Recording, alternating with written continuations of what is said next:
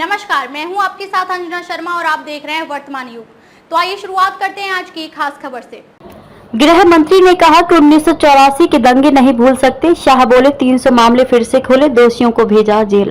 केंद्रीय गृह मंत्री अमित शाह ने कहा कि कोई भी सभी व्यक्ति 1984 के दंगे नहीं भूल सकता। राजनीतिक इशारे पर नरसंस हत्याएं की गई, लेकिन किसी दोषी को सजा नहीं दी गई।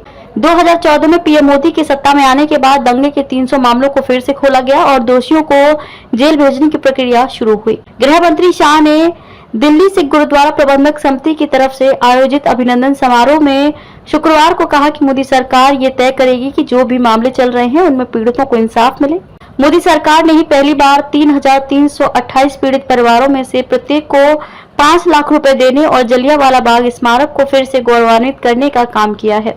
मानवता के लिए सिख गुरुओं के बलिदान की बराबरी नहीं। शाह ने कहा कि मानवता और देश के लिए सिख गुरुओं के बलिदान की बराबरी कोई नहीं कर सकता। सिख पंथ के अलावा ऐसा कोई दूसरा पंथ नहीं जिसने 10 पीढ़ियों तक आक्रांताओं के अन्याय के खिलाफ संघर्ष करते बलिदान दिया हो। औरंगजेब के अत्याचार के खिलाफ कश्मीरी पंडितों की मदद के लिए सर्वोच्च बलिदान देने वाले 9वें गुरु तेग बहादुर को देश हमेशा याद रखेगा।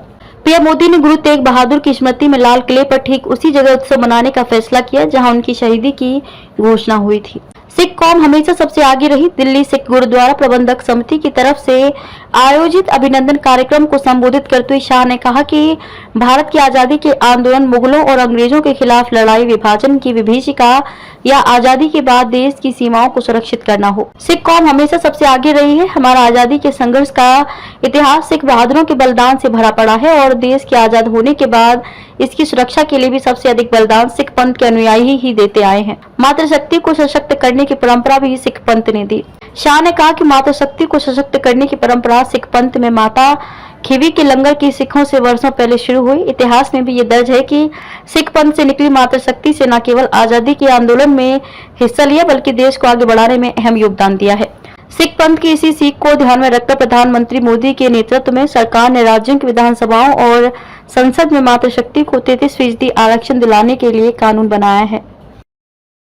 खबरों में अब तक के लिए बस इतना ही। फिर होगी आपसे मुलाकात कुछ ऐसी ही खास खबरों के साथ। तब तक के लिए नमस्कार और देखते रहिए वर्तमान युग।